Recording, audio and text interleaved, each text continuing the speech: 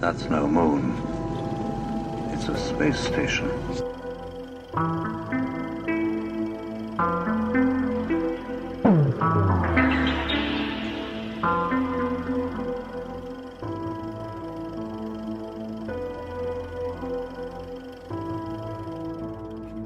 Hey guys, welcome back to the show. Just a few quick reminders before we get started. For one, my new book, Bleed Through Tales from Another Timeline, is out. You can pick up your copy on Amazon. Some great reviews have been coming in, so thank you all for the love and support. Couldn't have done it without you. And there will be physical copies for sale at Rebels of Disclosure, which is right around the corner, 2 weeks away, May 12th through the 15th in Grafton, Illinois. It's our last year in Grafton, so if you haven't been out there yet, grab a ticket, come hang out with us. It's going to be a lot of fun. And if you can't make it in person, grab a virtual pass. It's a professionally recorded event, and we bring that recording to your doorstep and make it user-friendly. You can, it's very interactive. If you join the Telegram group, you can ask questions to the presenters if you want. It's a great value. It's only $66 this year, and take advantage of it. It's right around the corner, May 12th, and we will see you all there. And really quickly, if you are going to the conference and you're listening to this, the meal plan deadline is May 4th. So if you want a meal plan and you're going to be there and you got a 4-day pass, make sure you grab your ticket by May 4th. Okay, now that we got that out of the way, tonight's guest is Solreta Antaria, and she is an internationally renowned natural born psychic and clairvoyant. She has always been aware of other multidimensional realities. She is an ET UFO experiencer, even capturing some experiences on camera, which we're actually going to go through some of those today. She sent me some videos and pictures, and they're actually pretty impressive. And today, she helps many people connect with their soul mission, working on psychic readings and kinesiology to quantum jump her clients to be a better version of themselves. So, welcome to the show, Soul. Thank you. Thank you so much for having me and that beautiful introduction. Nice to be here with you guys. Yes, Yeah, it's yeah. great to have you here, and I just actually recently had a session with you, and I appreciate you offering that because it's always nice to get a feel for the guests before we actually interview them. So it was I can personally say it was amazing. And, it was I guess a psychic tarot reading is what you did. And Yeah. we're going to actually today, at some point, we're going to have her pull out the cards and do some readings on, the current events, not necessarily the surface level stuff, but the higher perspective, right? So we're very excited about that. But how's it going? Maybe we can give you the opportunity to introduce yourself a little more if you'd like and share with us, how you found your way into this. Yeah.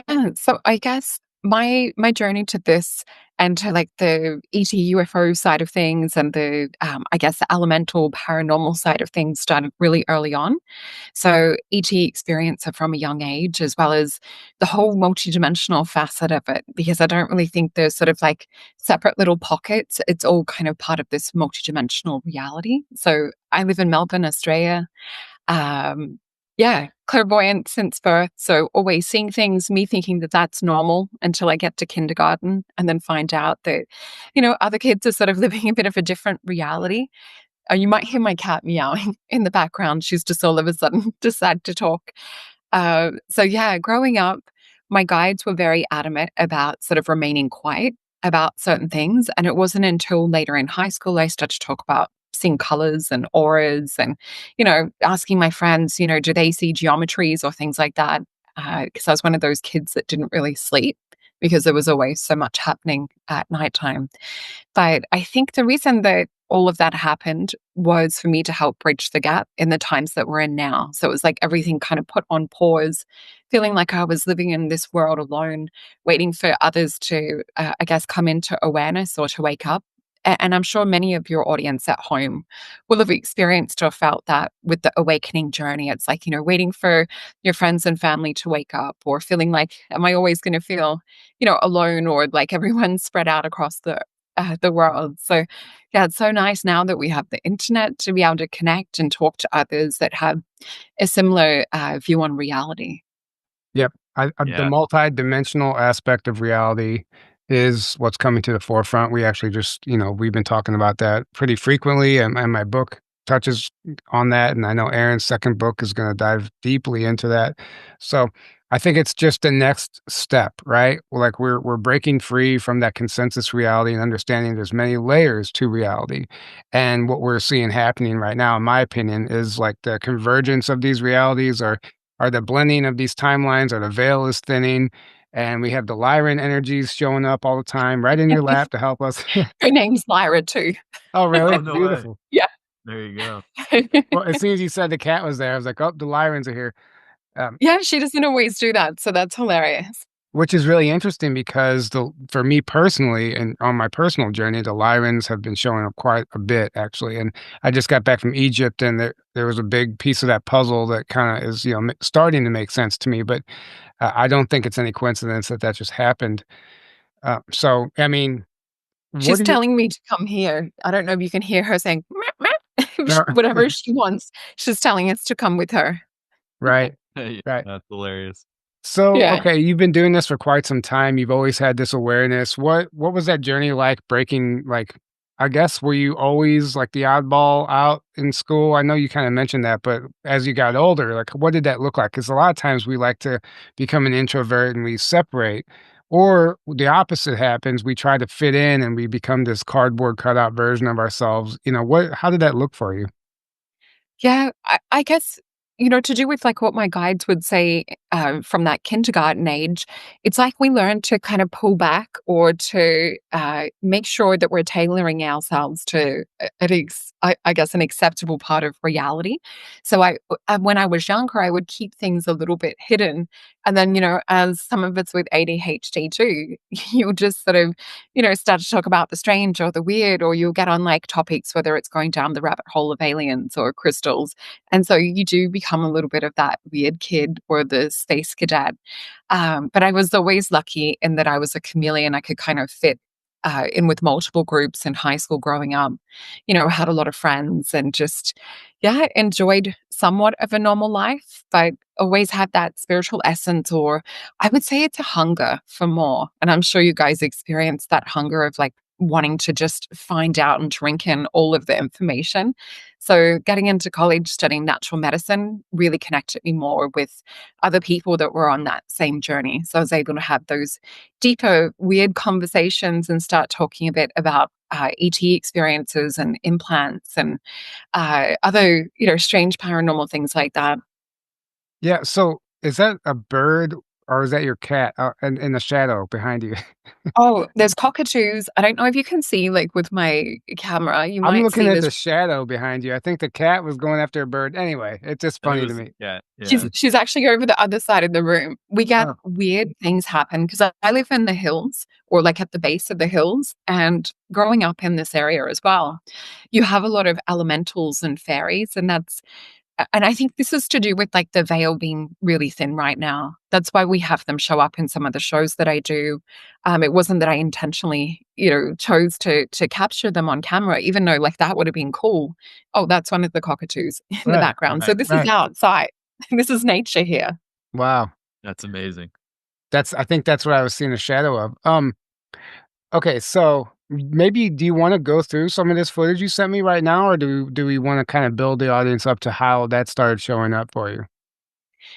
Yeah, I guess for me, I always saw fairies more as orbs as a child. So as a clairvoyant, usually you'll see them, and over here in Australia, a little bit different to what you guys have in the States. I think it's if we look at each plant having a nature spirit or a diva kind of elemental attached to it, different plants have a different soul essence or a different vibration. So the orbs that I see in the forest around where I live are about maybe baseball size, sometimes a little bit smaller, like tennis ball size, usually blue, green, and red. But when I went to the States, they were bigger. They were like violet and kind of like opalescent white with pink. So traditionally, you sort of see them more show themselves that way. And I remember as a kid just wishing to see a fairy in its actual form, like we see in the movies and fairy tales and things growing up. But it wasn't until I was 21 that I saw an actual fairy, like in her body form. So she was probably about a foot long, just flying past the bedroom window at my parents' house.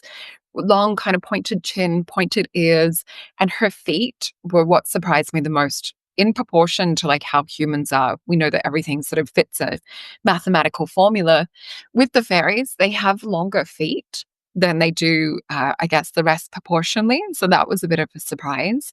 And then it was only, I guess, the last couple of years that they started showing up on camera when I was doing shows or doing card readings. And so some of my YouTube audience love to point it out when I'm doing readings. They're like, "So there's a fairy behind you." So yeah, I think that it's more that my energy is tapped into that kind of realm. And so I think, different people are more in vibrational alignment with certain realms. So for me, it's been the UFO side of things, the paranormal.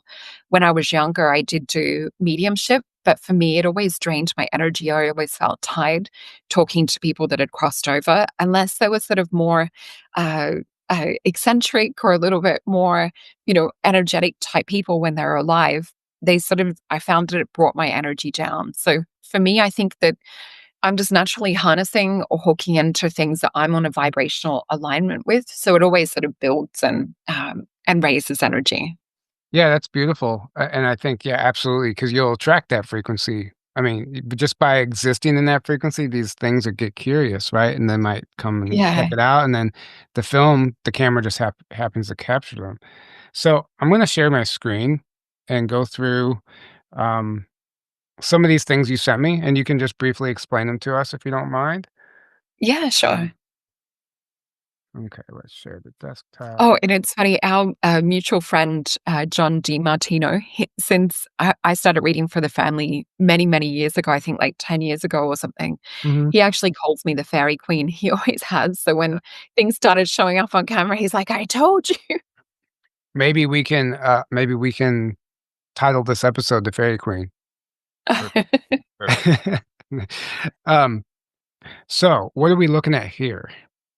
Yeah, so that one was a Pleiadian light ship. So just driving through Yosemite, I think it was 2018. And what hit me was not actually seeing the UFO. There was this compelling feeling to take a photo. And it was like everything within my being was like, get your camera out, take a photo. So I took a series of a few photos. And yes, the landscape was beautiful where we were driving. But when I was checking my camera later that night, it blew my mind because the feeling that I had in that area, it just I don't know if it was the nature aspect, but there was just something on a higher level that was guiding me, or I felt connected to that higher energy. So yeah, it was such a surprise to see it show up. I did have someone who was ex UK Air Force actually look at it, and he said that it's not an artifact in the camera, it's not lens flare. He said that the actual triangle has its own light source when he looked at it. Wow. Yeah, it's Nice. very very interesting. Um, okay, let's move on to the next one. I mean, it looks like it could be like a little cloud wisp, but it has a very large right angle on there. So, uh, Yeah. And that was taken with a series of a few other ones. So there was a cloud ship cloaked, there was another orb one, and that was all within a couple of frames. So this area just felt like there was like I guess, a multidimensional gathering that was happening. all right, let's go on. Okay, so this one's a little harder to see, and I'll do another slide that zooms in on it. But explain to us what we're looking at, and then I'll go to the next slide. Yeah, so you can see right in the center of the photo, there's an orb, and just above it, it's a little bit harder to see, but there's a cloaked cloud ship. There might be a closer up photo of that. So I think this was maybe one of the first photos, and then maybe the light ship after. So just, yeah, as I was saying, it's that feeling. And, when you see UFOs, it's hard because a lot of people will want to capture them, but it's actually really about us having that personal connection, that personal contact. So much of, viewing through the camera, we're actually missing so much of the information on why they're showing up, why they're there. So for me, a lot more nowadays, it's more about just, closing my eyes, feeling that connection to them and seeing if there's a message of why they're showing us themselves to us. Right. Yeah, I agree with that. So this next one, it's not zoomed in much. I didn't do a great job. But if you're watching this at home, you can zoom in. There is clearly a orb, like right in the center of the screen here, just above the horizon, above the mountains, and it's pretty large, actually. I would say that we're looking at something that's very large at a great distance, as opposed to just a small orb up close, right? Yeah. And what's interesting too is over here in Australia, where we have some of the UFO sightings, you'll find that and the same with across the world too, because I've been to a few different countries. What you usually find is sometimes these cloud chips might be cloaked over natural bodies of water. So sometimes there's certain minerals and things. We tend to see them over here, like at Uluru, where there's the red dirt. So usually you'll have a high quartz content in the ground. And sometimes it'll be places where there's quartz and gold. The other place that we see them over here is around mineral springs. So I just find it interesting that there's usually a higher, I guess, mineral level in some of the sighting areas too. So I don't know if they were maybe, absorbing or taking something from the land, or if there's perhaps like a base. I haven't actually looked into information around it because I tend to sort of take things and then just like move on to the next thing. I think it's a very ADHD thing. Right. I mean, I think over here in the States, you can just throw a rock and you're going to land next to a base. I mean, underground base, basically. Right. It does have that feel, especially in Right. certain states. All right. Let's go on to the next one. There's only like 6 here. Oh, this is cool. It's like this spiral looking. I don't know. You explain this to us. Yeah, so that one, it looks like a rod. So when we talk about orbs and other things that come through, I tend to look at this in the category of plasma. So when we look at four states of matter, plasma being the fourth state of matter that makes up around, I think it's like 98% of, so, it's not just air here. We have plasma as well that's connected to the quantum. So you have different things that exist and will fly through or are perhaps made of plasma. So I do feel that some of these, or even some of the fairies, have more kind of like a state of plasma to them. So I guess it's just not that physical 3D density like us. But it's like a rod that has a corkscrew kind of spiral around it. And so sometimes you'll just capture them flying past. My gorgeous friend Carla, she makes these beautiful organites. And, it's sometimes they appear when you're talking about high energy things or you're just really in the moment having fun. But I do think that they like crystals and things that are of a higher frequency. Yeah. And I think it's in some cases, they're even communicating with the crystals themselves. Yeah. Oh, and I think some people might actually call these ones ribbon orbs. Ribbon orbs. Okay. Yeah. I've heard Yeah. them described as rods, fast movers, stuff like that. But let's go on to this one. I think, this is a video. For some reason, so it's very quick. It's going to be a little like, I guess, a type of rod at the very top left corner of the screen. Let's play this. Oh, this one might be the plasma worm. Was this document the absolute? Ye- And they also talk about. Okay, let's watch it again. So I don't know why that jumps down like that, but did you see that, Aaron? Dude, can you play it again? Yeah, it jumps down, but at the top left, you'll see this little worm. This document, the Oh, absolute, yeah. and they also talk Wow. about. Yeah, that's super interesting. And Aaron, I know I told you to turn down a little bit, but maybe just turn back up because it's a little quiet. Okay. Sorry. I don't know what happened. Yeah, that was Now my it's bad. now it's right back to where it was. Okay, cool. Anyway, yeah, so we'll do that one more time, and then we'll let you explain what you think this is. This document, the absolute, and they also talk about. So what were we looking at there? Yeah, so that one looks like a plasma worm. So I've had feathers and things like that just drop out too. So when we look at plasma, if we're looking at it from a like more of a quantum level and looking at quantum field, and we all know that our thoughts create and shape our reality.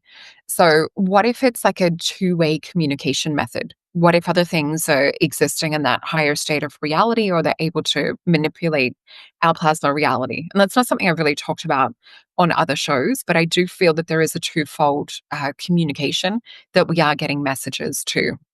Right. That's interesting. Messages from the actual, like, the ribbon itself or the worm itself is what you mean.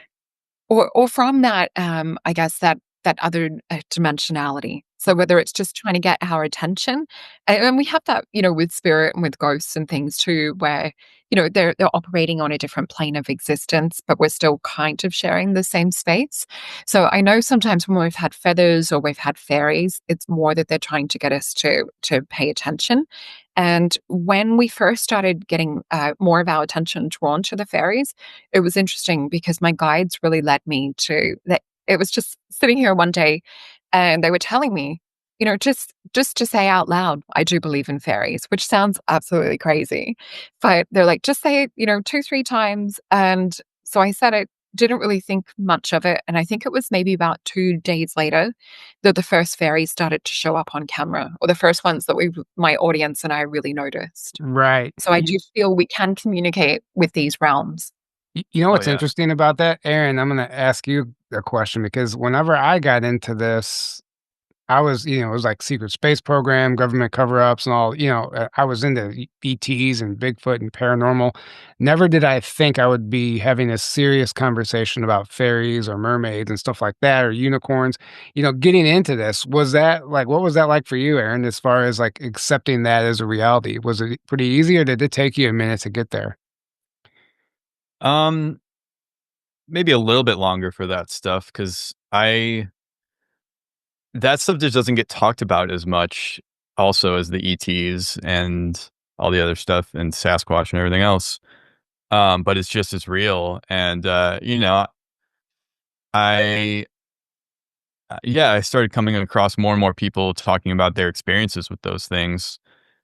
And I'm just like, hey, I don't know. It started out like, hey, with what I know now is real, anything is possible, And then I started becoming friends with more and more people that had their own telling me their personal experiences with fairies and mermaids and whatever else like that, and or just interdimensional beings or spirits and all that kind of stuff. I'm like, well, yeah. I mean, basically, I started more and more being like, you know what? Clearly, everything you can basically imagine is real and exists somewhere, and it's just a matter of like interacting with it or not, right? Mhm. So I like so what you said is that they started coming when you started saying you believed in them over and over, or you started putting that forth. So they're kind of like meeting you halfway, I guess, in a sense. Whereas like if you don't believe in these things, you're probably never going to experience it because that's kind of how reality works, right? It's not, we're taught seeing is believing, but it's actually the opposite. It's believing is seeing. The more you believe in something, which Right. just means the more you're on that frequency of the thing, the more you're going to interact with it. It's Right. going to show up in your reality. Yeah. Yeah, that's perfect. What you said, it really is believing first and then seeing. Mm-hmm. Okay. So first of all, explain to us what you're doing with your hair. No, I'm joking. uh, okay. So I'm just going to play this. I don't remember what happens here. I think there's an orb maybe, or is this the fairy? We'll find out. Of what they call preening, if we're in the animal kingdom, like the Oh, rosella I in the see. background, you'll see them preening each other when they're around, or even preening, together, which is cute. The other thing that we have Okay. too is So for those who are watching, focus just to the right of her right shoulder. You'll see what looks like a little fairy come down and an orb, and it's not in slow motion, so you just have to watch a little closer this time. of what they call preening, if we're in the animal kingdom, like the Right there. rosella in the background, you'll see them preening each other when they're around, or even preening, together, which is cute. And then there's The that other orb. thing that we have too is What's that? it's such a quick one. Some of Yeah. them I do actually Yeah. slow down. Like there was 3 fairies that were outside. That one I've slowed down, but I think that it's like the more that you try and enlarge it, it's hard to retain that same quality because I'm just doing it on an iPhone. I don't have any like fancy things that I'm filming it with. And these are just taken off, I record through StreamYard. So I think it's usually around maybe, it depends, 720 or 1080, depends on what show I'm on. Right. Okay, so then I know this one I believe is the fairy caught on camera, and it's pretty obvious. This one is in slow motion. It's to the upper left of your screen if you're watching this from home. So we'll go ahead and play it. And okay, you see, it looks like it comes out of your head, and it drops down There it is. right in front of you, and then goes out the bottom of the screen. We'll do that again. So it comes out of your forehead, looks like. And there it is. Obviously, it does look like a little fairy. It looks And exactly like yeah, and it just takes Yeah. off. We'll watch it one more time. And so, I It mean, looks exactly like Of what they I've seen people's pictures and videos of fairies too, and it looks exactly like that as well from what I've right, seen. right, yeah, like the up close. I've actually believe I've seen fairies twice on 2 different occasions, and very Mhm. much like that. And I did see him also in a dream state one time, and they were like you described at the beginning, Soul, like a foot tall. And I was Yeah. actually surprised at how large they were when I saw them in that reality. And it just threw me off because you're always expecting this tiny thing, right? And I Yeah, think it I was the think same when I saw them, that first one. yeah. I think I've seen them at a distance at ECETI, right. where I saw it showed up like sparkles in the distance in the tree line, Yeah, and yeah. I just got a hit like those are fairies. I believe that too. Yeah, you'll see them in the tree line and as like little mini orbs almost sometimes. Yeah. Okay, so this one, I have to be honest, whenever you send it to me on Facebook Messenger, I watch it like 5 times and like I literally don't see what she's showing here. And it wasn't until I put it on my computer and watched it again, I'm like, "Oh, it's clear as day now." So, I'll let you explain to the audience what you think this is. I'll play it and then Yeah. you can narrate because I don't think there's any Oh, sure. audio here. Yeah, this was just taken from a show that I was doing, and a friend of mine, Gary King, who has a channel, he actually pointed it out. So he's a photographer and he does spirit photography. And he's like, "So look at like what was in the background when you were Oh, talking, just wow. standing there watching you." So you can see it. It's like a giant green being that has like a love heart type shape head, and you can see the little eyes. So all he did was pop a filter across it. So sometimes when I'm doing shows, we've captured other things that are standing behind. One of the stranger ones was, I didn't send you a photo actually, but it's like a triangular type shaped face at the bottom, gets wider at the top and has horns. And it was funny because I came across a deck of cards that was a fairy deck and it had the same photo of one of the elemental nature spirits. So, what I'm finding is some of the things that we're seeing in the backgrounds of my videos and photos, we're actually seeing that illustrators like Brian Frau, who does the fairy pics, I think he maybe even did some of the fairies and things from like the labyrinth or dark crystal. Uh, but yeah, some of the illustrations that people that are in tune or clairvoyant that they're seeing actually match up with some of the things that are now appearing on camera. Yeah, and this, I mean, I clearly see if you focus on the darkened area, it's like you said, the love heart shaped head, and the eyes are very wide apart. You could even see a mouth and like almost like a slouched back, you know? Yeah. It's very interesting. I don't know. What Yeah, are you your can see thoughts? the shoulder and this is literally just here. That's that same tree. I think the cockatoos have pulled off maybe a few more branches and things, since then. What do you think that is, Aaron? It definitely looks like a being for sure. 100%. Yeah, those eyes are pretty prominent. That's what I think is most interesting about that. Okay, Yeah, so I think and we that was just nicknamed him the Green Giant. perfect. Nice.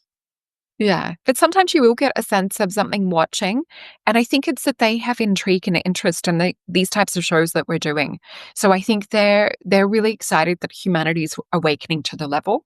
So the message that I've had come through from some of these nature spirits and fairies is that when we had the fall, and so like back in ancient, I guess, medieval times and that we had stories of fairy tales and everything, there was like a giant curtain that came down. So it was like going from where we were kind of involved more in fourth and fifth dimensional stuff. A thick, heavy curtain came down and we got separated from, they call us brothers and sisters, is the way that they've put it to me. And so there's a huge level of excitement to do with our awakening because it's like a reconnection with that brother sisterhood from the elemental realms. And so they do want to work with us. They do want to, I guess, I wouldn't say it's like teach us things, but it's like to reconnect. And they really are about us re-remembering.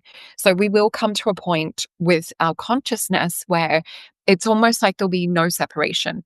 Or that we will have come to a point in history in the future where we feel like that they've always just been around us, that they're part of our world again. But it's like we're releasing the veil of forgetfulness.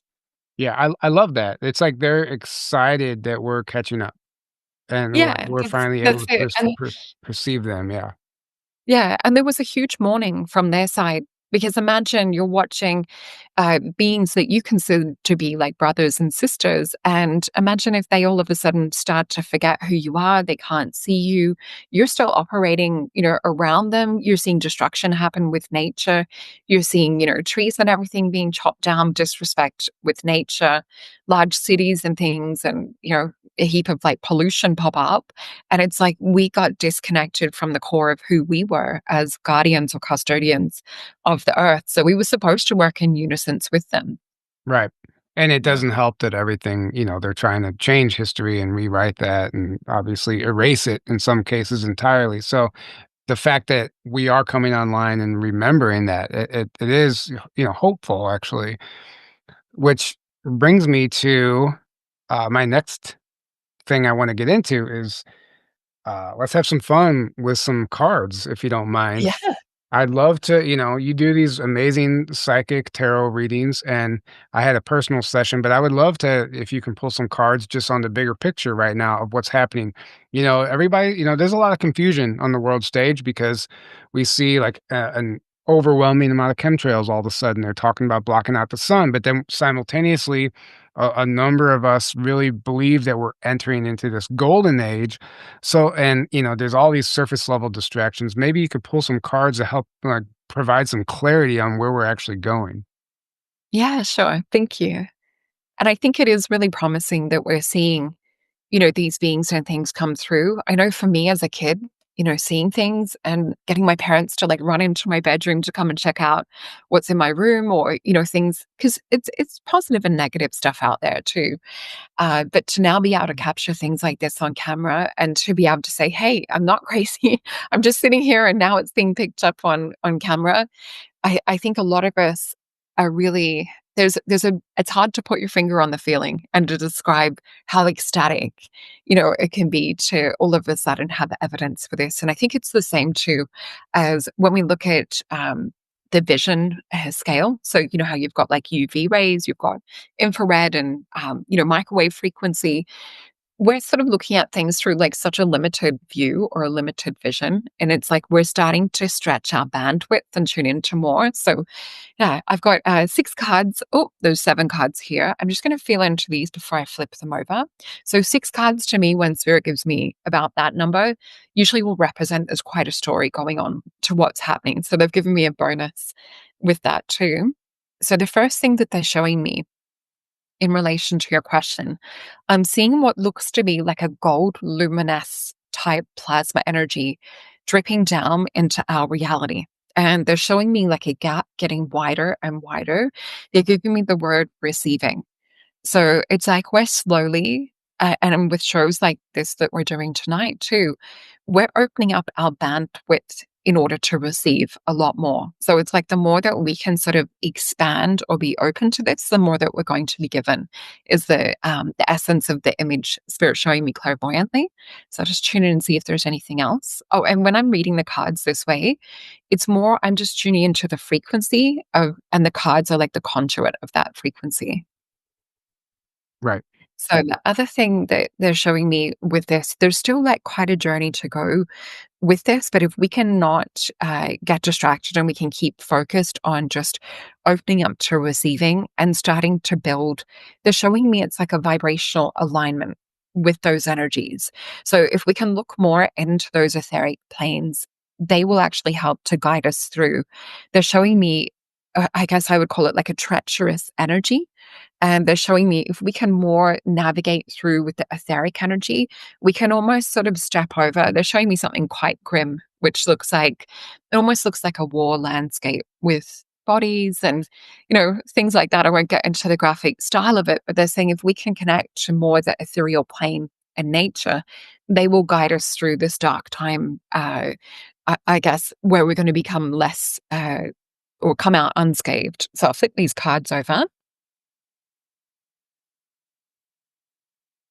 Okay, this is really interesting. So we have this energy of operating from that higher frequency, as I was saying, and from the fairy perspective too, and with all of the other, I guess, interdimensionals that are helping awaken us on this journey, which includes like Sasquatch, Bigfoot. We have interactions over here too, and some of the higher beings that would love us unconditionally, because you don't want to work with any of those lower frequencies. But the Seven of Wands, it really represents where they've had to sort of give a bit more of a fight energy in order to come through, or in order to, they're showing me things like distraction. So, with our phones and everything like that, they're having to turn up how they're coming through, or they're having to like modify their plan. So it's like if they can come through and show themselves on our screen, we're more likely to see and accept it. So they've kind of changed their way they're doing things. We then have a Three of Cups and a Nine of Cups. So this is, even though it says the card of abundance with the Three of Cups, this is more about connecting our hearts with our minds. So it's not just that we need to expand from like a mind field side of things. We actually need to open the bandwidth of our heart to start to want to put that intention out to connect. So I guess with me saying this statement, I do believe in fairies, that's like that opening up of that heart frequency. And with the Nine of Cups, this is Jupiter and Piscean energy. So it's more connecting from the top down, as we were saying before I flipped the cards over, connecting into that ethereal energy, that ethereal plane. And we then see the Princess of Cups. So with her, we see these tiny little crystals just in the background above her crown chakra with the swan, which is a creature that's not even supposed to be in our realm, it's supposed to be more in the spiritual realms. And we see the wisdom of the turtle in the shell. And then we see how she's tuned to bring that frequency through here. So this is someone who is like a shaman energy, who holds a foot in each world. And this is all about us individually tapping into that. So it's not just about like one person, showing fairies like we're showing on the videos and things today. This is about all of us becoming conduits for the divine or for the ethereal. And I always say, use discernment, check in, make sure that they have your best and highest good at heart, or that they love you unconditionally. And that's what we also get from this. So they give us the card of love. This is a brother sisterhood connection as well. With this, sometimes this card will mean, romance and things, but this also represents having a contract. And what we're seeing is the dying out of the old world. So we're seeing the Seven of Discs. This is Saturn and Taurus with the Death card as well. So it's a controlled narrative that's actually dying out. So if we can focus more on this ethereal nature, these beautiful frequencies and energies that are coming through, that's actually going to help us to, I guess, end this old saga. And it's like where we put our attention is where the energy goes. So this is actually calling for a lot of attention at the moment. So if we can focus more on these things instead, it definitely is more of a positive outcome. So, was that the last card there? Yeah, sorry. Oh. I'm having I'm just gonna grab a drink. Yeah, I'm go ahead. having Go for it. chiropractic nose adjustments to fix my broken nose. Oh, So yeah, so I'm a bit nasally at the moment. no worries. It's quite a painful procedure. So maybe we could, if you're done with that spread, we can look into what this looks like as far as is there a bifurcation where there's this transhumanist dystopian timeline and then this golden age timeline, or do we have to, like you said, step over that darker lower timeline, like go through it and then come out the other side, or is it just gonna split? Maybe we can. Yeah. Let's have a look into the cards around that. The vision that they were showing me, it was super interesting. It was like the blood and the gore of everything on that physical, they kept showing it as a lower dimensional plane. So it literally could look like hell on earth. But then they were showing, it was almost like feet not touching the ground. If we're more connected to the ethereal nature, whether it's that we'll receive guidance and we'll be, guided through a path where we don't see that kind of thing. But I'll look deeper into the cards and see if they can get a little bit more specific with that. Yeah, thank you. And Aaron, while she's doing that, think of a question you'd like to ask next. Okay.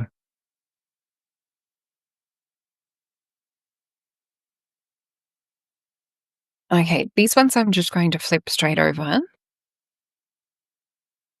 and see what we've got. So we've got the High Priestess. So as we were saying too about, tuning into that higher potential, that higher frequency, we then have the Two of Cups again. So this is that energy of wanting to connect with that ethereal realm and with those higher frequencies. Again, they're talking about sort of a brother sisterhood. What's fascinating is we have the emperor. So we've got two high frequencies in partnership or in unison. So where we might feel alone, or we might feel disconnected, or we might feel, ultra stuck in this 3D dimension, they're really trying to keep us in a place of not having fear, not getting pulled into that frequency, that lower essence, which is interesting. I'm just flipping the other cards. We've got the Tower card and Nine of Swords. So they're trying to distract us into a tower moment.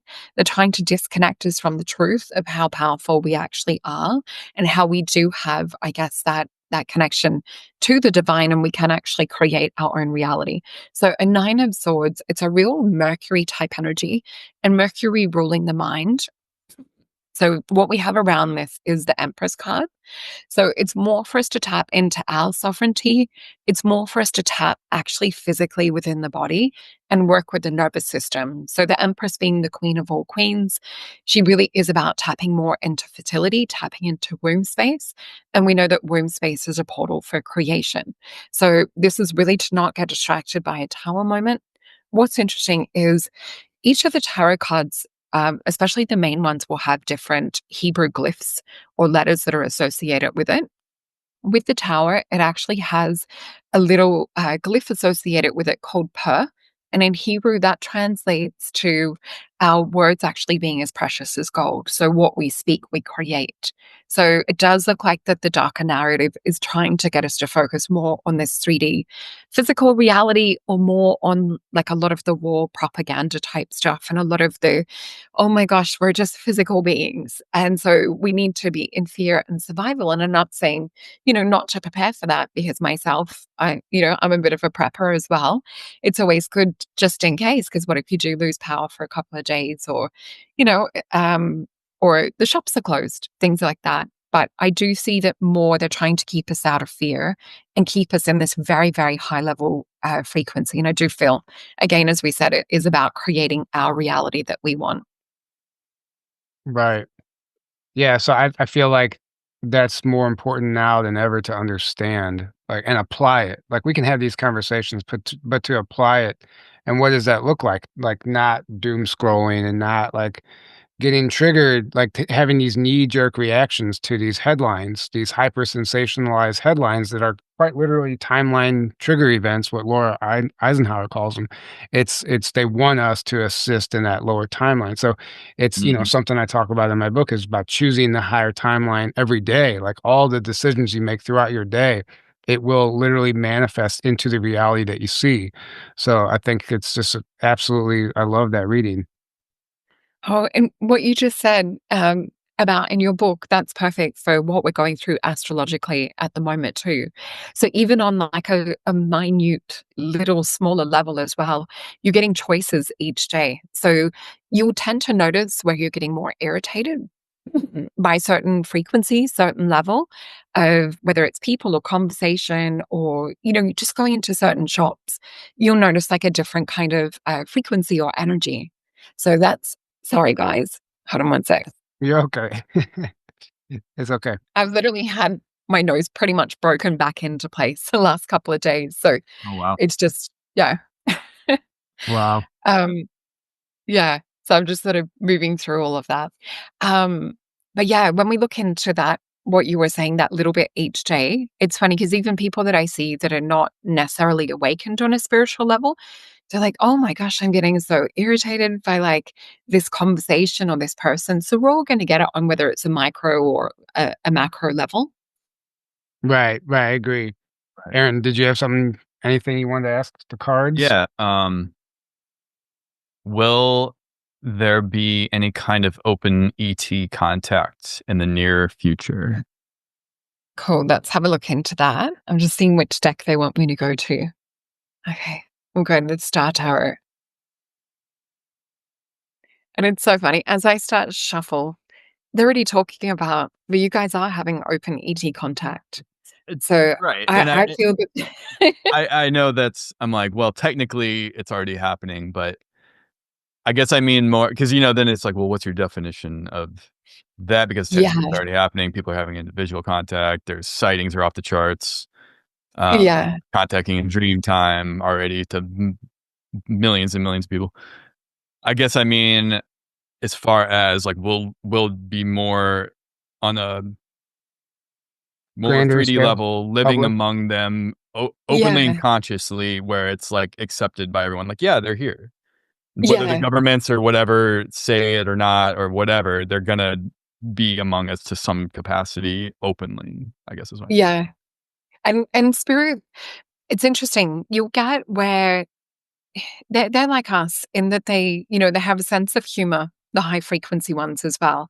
And so, like, with them saying, that we're already having contact too, it's like, we know on an individual level that us guys are having that contact and things.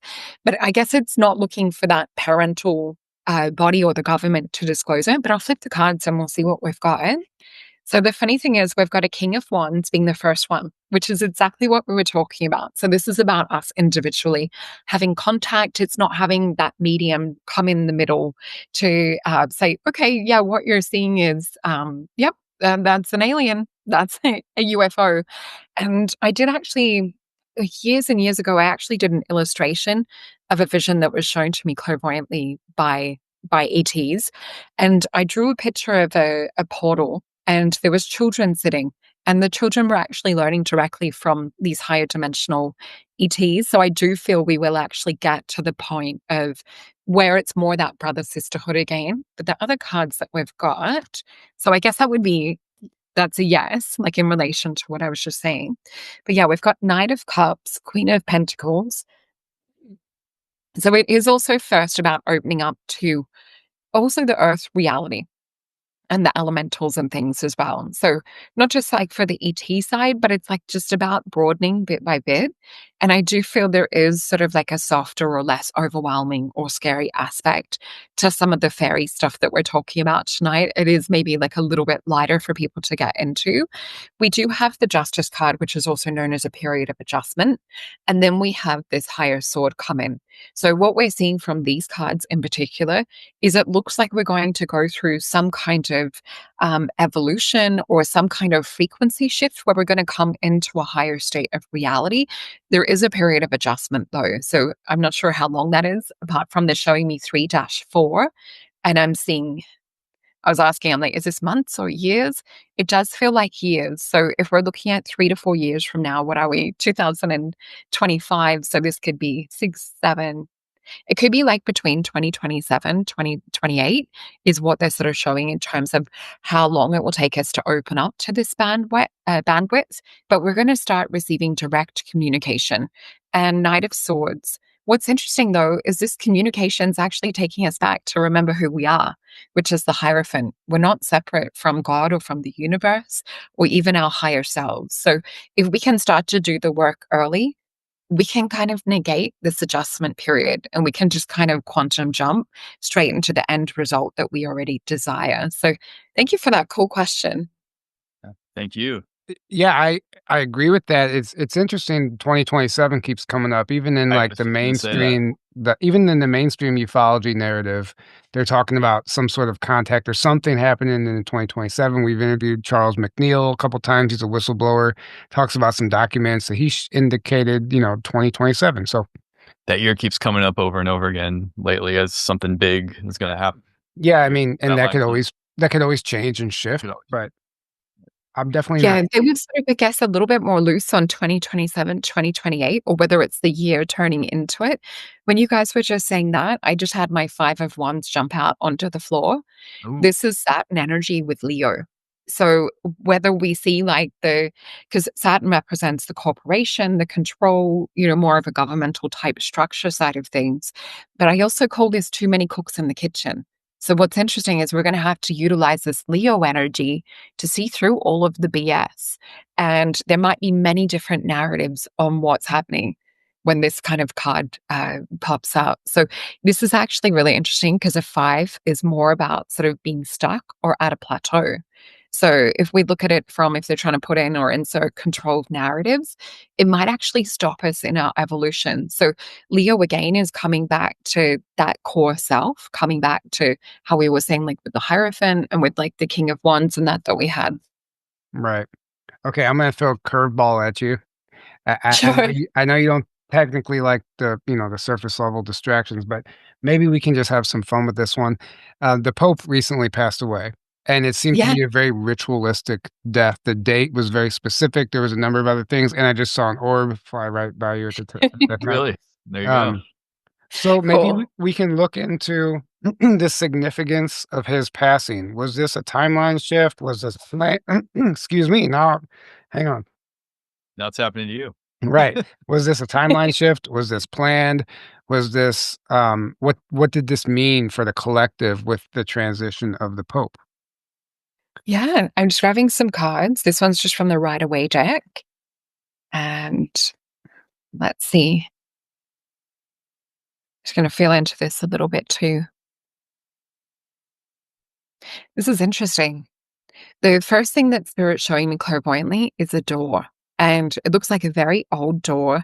And they're just showing me that I'm seeing something to do with, like, how they're talking about the Pope and what you just asked me. But my attention doesn't feel like it's on that. For some reason, Spirit's showing me him, like, over here. I'm seeing sort of, I guess, that, casket type energy. And then they're pushing the door open. And I'm hearing the word narrative. And what I'm being taken through is, I feel like they're showing me, Spirit showing me going through this doorway. What I'm seeing, though, as I go through the doorway is really interesting. It doesn't look like that it's just a physical energy. There's something about a portal, or there's something about, like, accessing information through a portal. It's more kind of like that is marking a point in history, or marking a point in something of the timeline, but it's distraction. There's something much greater that's actually happening to do with this portal. They're giving me the word vault as well. So whether there was some kind of other meaning behind some of the ritual to the energy actually opening some kind of a vault. I'll flip the cards over. I'm a little bit wary going too deep into that Vatican type energy. But what I keep seeing, though, is it doesn't look like just a physical thing. It's like a multidimensional storage hard drive or a library of information that's now they're accessing it for some other reason. And I feel like there's going to be other rituals and things that take place. But I'll flick these cards. So interesting. We have an adjustment with the spiritual world. So there is like a passing of gods, or there is sort of like, okay, you've run your course to this amount of time, and now we're stepping into a different program, or we're stepping into and it's interesting. You see this. There's other people that talk about this too, to do with whether it's government, or whether you have a period of time that's run by dark history, and then you step into what tends to be like a lighter side of history, then you have your dark cycle again. So I do feel this is more about the dark cycle having a bit of a finish. Even though we still see a lot of drama and things, they're still trying to call our attention there. But we have the Justice card, which, remember we said before, that's also known as adjustment. So it is Libra energy. It's about maintaining a balance. So there's a reharmonizing or a rebalance that's also taking place. We see the 10 of Wands, which is again Saturn energy. And we see that this represents an ending of an era. We then have a King of Wands with a 7 of Disc. So with this King of Wands, he is more of a true spiritual leader, or more someone who um, a female energy would be passive, whereas a spiritual king, he's more kind of like active, or more like a front person. So we might actually get someone come in that has like a different energy. It might be hard at first to open up or trust, or to be able to put our finger on it. And it doesn't necessarily mean that they will be like in the front public eye either. So I guess we'll have to look into that a little bit more in future. But we have a Knight of Wands, a Knight of Disc. So this is still, in terms of like timing wise, it's still quite a distance away. It's not like an overnight change where we see everything spontaneously or instantaneously change. Let me just get some little clarifiers around this. But a seven is more to do with the work that we've put in, but we're seeing just a little bit come from it. So I've got a 10 of Cups, a 5 of Swords, and an Emperor card. And we've got the 3 of Swords. There's going to be more come out to do with the whole I'm careful of the words that I choose because I know we're on YouTube. There's going to be more come out information wise to do with the church and like connection with children and things of that sort of nature. And to do with, I guess, people are going to be more wary in just handing over their children or putting children in uh, trust with religious figures, is what we're seeing. But we do have the Emperor energy with this as well. So I do feel they're giving me the word sovereignty when we look into this, and we've got a Three of Swords. So there's someone who, I guess, in terms of like a political side of things, or someone who is an authority or that has a bigger reach, might be the person that comes through to actually tell us a little bit more about what was actually happening and what was happening, I guess, behind closed doors. But yeah, that portal thing's intriguing me because that's not something that that I've looked into before. Yeah, thank you for that fascinating. Yeah. Cool. I mean, that was absolutely resonated very much so. I agree with that. And the man, what was I gonna say? Oh, Aaron, remember how I jokingly said, it'd be funny if Trump became the Pope and when we did our last live? Did you see that And then he said it right after. he Yeah. literally said, like, Yeah. somebody asked him a question. He's like, maybe I'll do it. He goes, "Do like you would be Pope?" He said, that would be my number one choice, actually. Yeah. And He goes, like, I I would was be like, my number one choice for Pope. That's hilarious because I often see him as the emperor when I'm asking questions around him. So that's funny. really, really, Yeah. yeah. So So it might be he's bringing more disclosure around some of the atrocities and that have happened. So you have asked Yeah. questions about Trump before in the cards? Yeah, yeah. What I mean, you don't have to do it now, but what kind of stuff has come through? Yeah, I guess it was more sort of looking back a couple of years ago around, who he was as a person. And it's interesting because it's more on a personal level, like when I've had clients that are just intrigued or, big fans and things like that. And it's interesting because he just continually shows up as the emperor energy and sometimes King of Cups too. So someone who actually cares, who has, their heart behind what it is they're trying to do. Right. Yeah, interesting. Yeah, I mean, that's kind of what we Yeah. felt, but it's such a controversial thing right now. Everybody gets triggered about it. So, Yeah. I appreciate that. I was just wondering, what it showed. Yeah, yeah, no, it's interesting. And even years ago, I forgot what show it was I was on. I even talked about a dream that I had with Putin in it. And I didn't get the same sort of figure that I guess, I don't watch the news, but the spin that they give, I saw him riding a horse in the dream. And it was interesting. There was a bit of a wink that happened. There's a bit of a ladies' man was what was happening in the dream. But there was just this kind of like a light liberation type energy.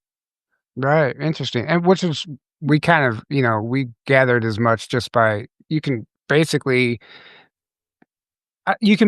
just, I don't even know what I'm trying to say. We understand that they spin the narrative and make people appear as bad guys that are actually, Yeah. fighting. All you got to do is look at whoever they demonize the most and go the hardest after it is. You just flip that 180 degrees, and like that's that person or that thing is a massive threat to the evil control system, which they are a part of, Right. obviously. Right. You're like, oh, Yeah, okay, so it would be Putin's interesting clearly to on the speak line. Russian and to see exactly what's being said. Right. Right. Um, so is there any other questions you have for the cards, Aaron, before we move on? Me? No. Yeah, I mean, Oh, other oh, things you'd no, like. not that I can think of. Is there anything that you, Soul, would like to pull cards on, maybe that you think might be interesting before we wrap this up? Um, we could always do cards on you guys on your show if you want, and just to do with if there's anything in terms of like narrative wise. That's just the first thing Spirit's showing me, but I'm totally open if there's anything else you want to ask. Yeah, you mean of us individually or Journey to Truth as a collective? Or journey to truth as a collective and like why you guys are doing what you're doing Yeah, and looking at yeah, it from. Do you want to do that? yeah, that'd be fun. Sure, yeah. Okay, cool. So I'm just shuffling.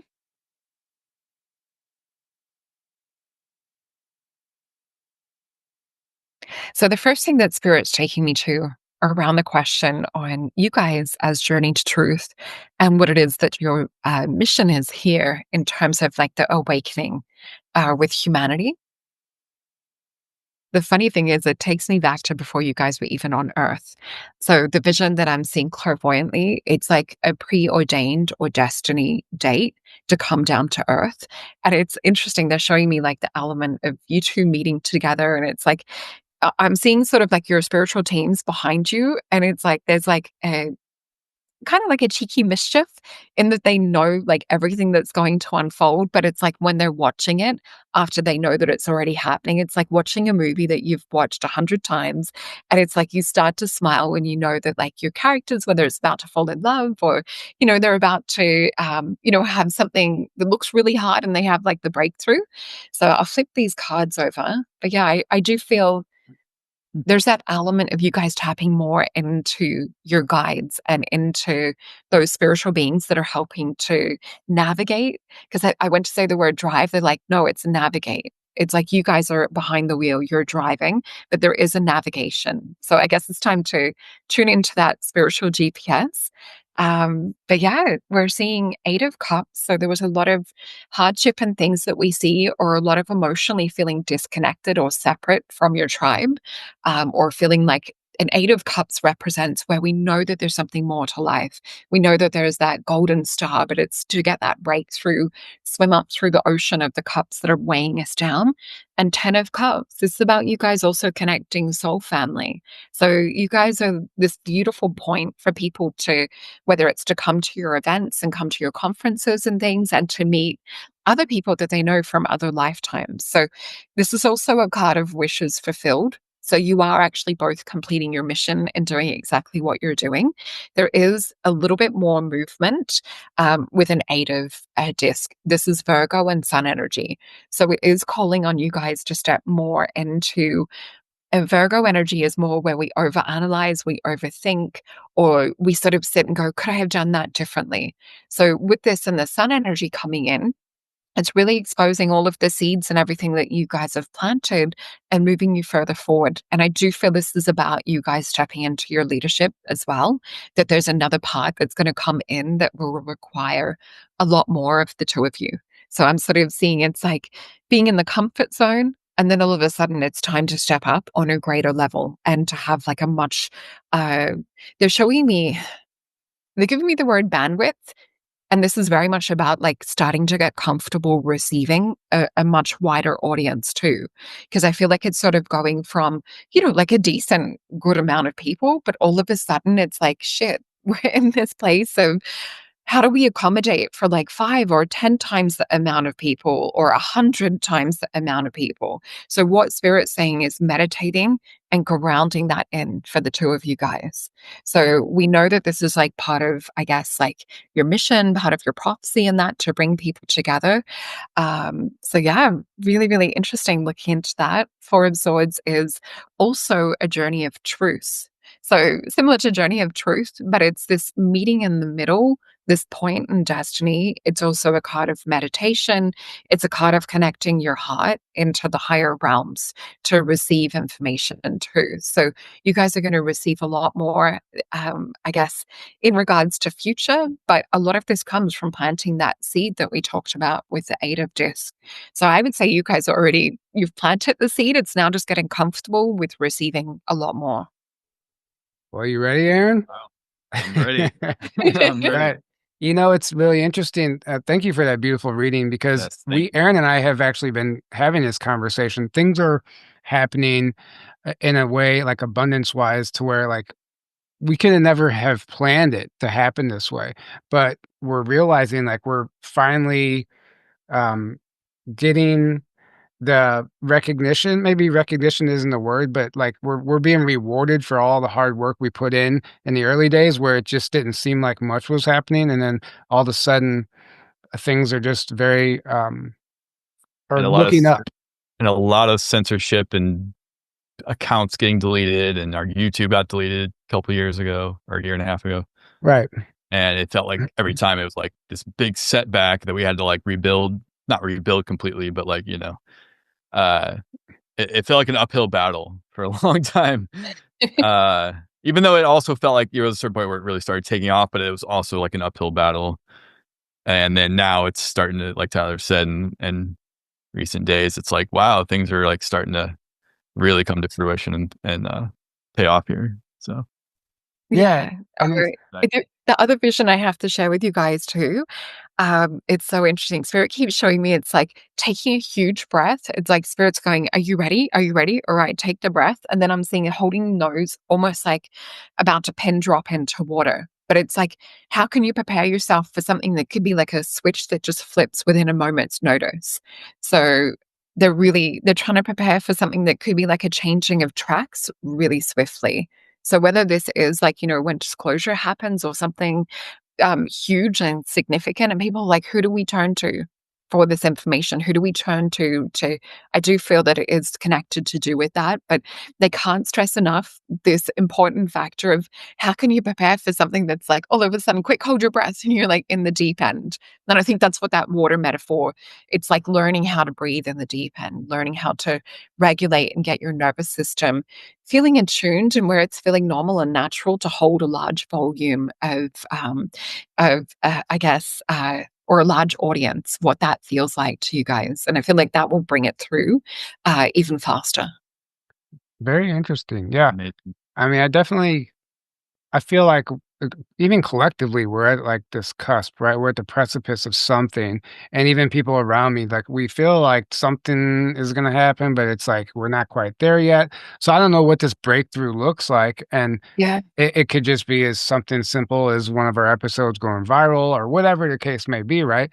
And I don't even know if you can prepare for something like that, but I mean, it would be really interesting to see how that seed germinates, right? Are you okay if I pick Spirit's guiding me to pick 3 cards around this to see if we can have a look Sure. more into if there's any kind of like marker for around this? So we've got a Knight of Cups, the Emperor, and 2 of Coins.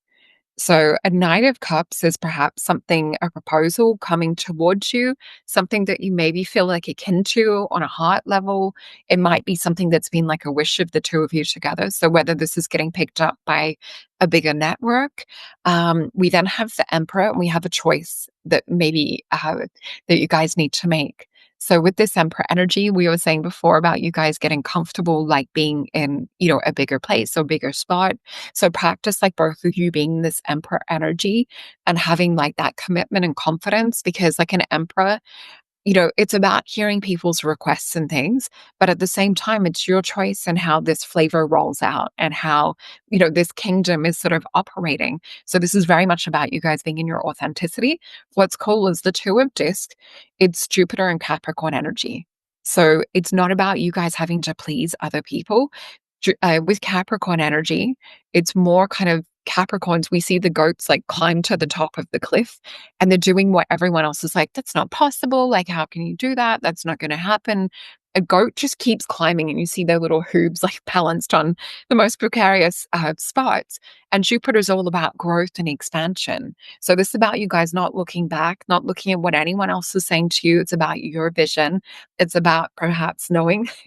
Did you Did you see Yeah. see that? something that Yeah, I've seen like 4 orbs now. Yeah, that was a big one though. it's funny. I it's like when I tune into things that have like a good potential, spirit gets like really excited. And that's when we tend to see a little bit. But yeah, 2 of Coins, this is a portal. And with this, it's like a portal that's open. And my message around that is always like run and take it. So when you guys get that opportunity, you got to execute it.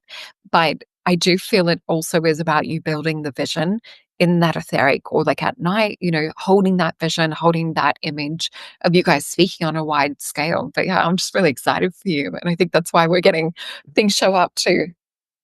Yeah, well, thank you so much for that. I Yeah, mean, thank you so much. it's very timely for me because I struggle a lot. I'm just gonna be honest. Like sometimes I wonder, like, what are we like? What is this really? What we're doing? Like, where is this going? Sometimes it gets stale. Sometimes even because we've been doing this for 6 years, and it's like, I just wonder. I overthink things, and to hear like these affirmations, like just to or confirmations, I guess you could say, just that we're on the right path and like this is gonna keep going somewhere and that we're not wasting our time, which I don't think that we are, but I get in my head a lot. So I really appreciate that. And it keeps me motivated. Thank you. Yeah, there's a lot of beautiful energy behind it. And I think, when we get the things show up in the plasma state, or we get the fairies and orbs and that too, there's energy behind it, not just in a physical. As we said before, like when we started looking into the question for you guys, this is, something that was predestined before you came into the earth realm. And so now we're getting, I guess, the semi-physical, the etheric show up in support of that. So think of them kind of as your cheerleaders that are, from the sidelines. They're not physically doing it, but they're there supporting and maybe narrating or navigating. They're just not in the driver's seat. You guys are. Well, thank you. Thank That, you. that was a beautiful message. And thank you for everything today. This has been absolutely fantastic. And please let our audience know about your website and what you offer, what kind of readings you do and stuff. And then we'll go ahead and wrap it up. Thank you. And thank you so much for having me on. I've just had so much fun with you guys. And it's so playful to talk about these sorts of topics. And I think that we all need to remember to tap back into that inner child and to still have fun and play. We don't need to be serious. And this is when this stuff shows up, whether it's UFOs or fairies, Sasquatch, things of this sort of nature. It's all to do with our heart and our pure intentions. But you guys can find me over at solreta.com. So it's SOLRETA. And my most popular readings are psychic tarot. So I look into anything from a 3D physical question, career, relationships, things of that sort of nature, all the way up into like the spiritual realms, or talking about people's ET contact experiences and wanting to glean more information around that. I also do galactic readings. They're probably my two most popular. So looking into your star heritage, and both those readings include aura drawing, where I talk about the energy around you in the moment that I see clairvoyantly. We talk about what spirits' take on that is, and we also look into the cards. But yeah, thank you guys. I so appreciate it. Yeah, absolutely. And did you have any other, like a YouTube channel or anything else you want to let people know about? Yeah. Yeah. Yeah. So just under my name, Solreta Antaria. Oh, and I've got potions that I developed over the last couple of years. So I've got a box of them here. So I also have my website, Soul Alchemy Potions, which is SOUL. And this one is called I Am That Witch. And they're all built around alchemy. It's all beautiful natural ingredients, and they've got affirmations that go with each one. So I've built a little bit of a manifestation community around that too. So you'll find more information on my YouTube channel. Yeah, and we'll have all those links below in the description as well. So, Thank you. Aaron, did you have any last words before we wrap this up? No, this was incredible. Thank you so much for coming on. It was beautiful information and amazing insights. So yeah, thank you so much. Yeah. Oh, you're so welcome. I'm so excited to see what you guys do in future, especially after looking into that reading. There's excitement from like multiple realms around what you're both creating. And I don't want you guys to give up, because I know down here in the 3D physical, time feels like it just takes forever. And that's what we saw in the card. I think when we looked into the Vatican one, it feels like a really long time in human length. I know we're finished, but do you want me just to pick a card to see if there's a timeline around like what we were seeing happen come up? Yeah, sure. Why not? Absolutely. Bring it on. Bonus time. Cool. We've got the star card. So the star card represents hope, but it's the ET side of things as well. So with this is more about you guys leaning into that ET aspect or the multidimensional aspect of you.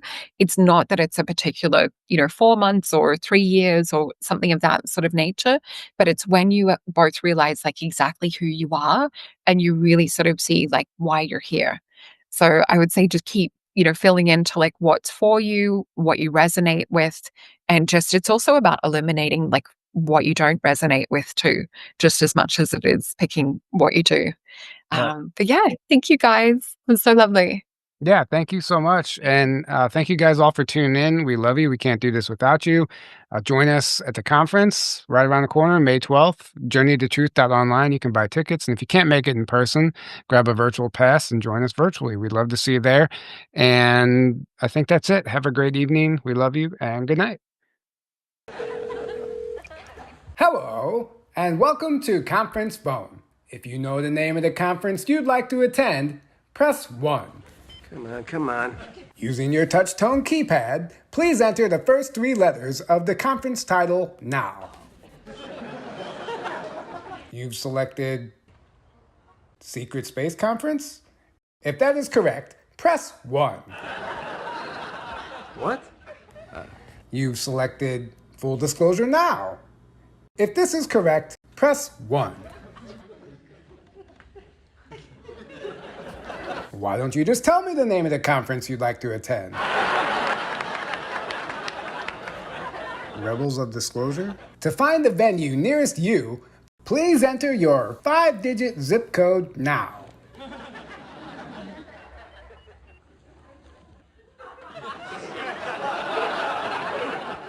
Why don't you just tell me where you want to attend the conference?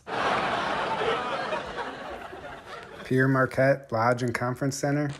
Rebels of Disclosure is playing at the Pierre Marquette Lodge and Conference Center in Grafton, Illinois, May 12th through 15th, 2025. Yeah, now I got you. If you would like to purchase tickets, please visit journeytotruth.online now.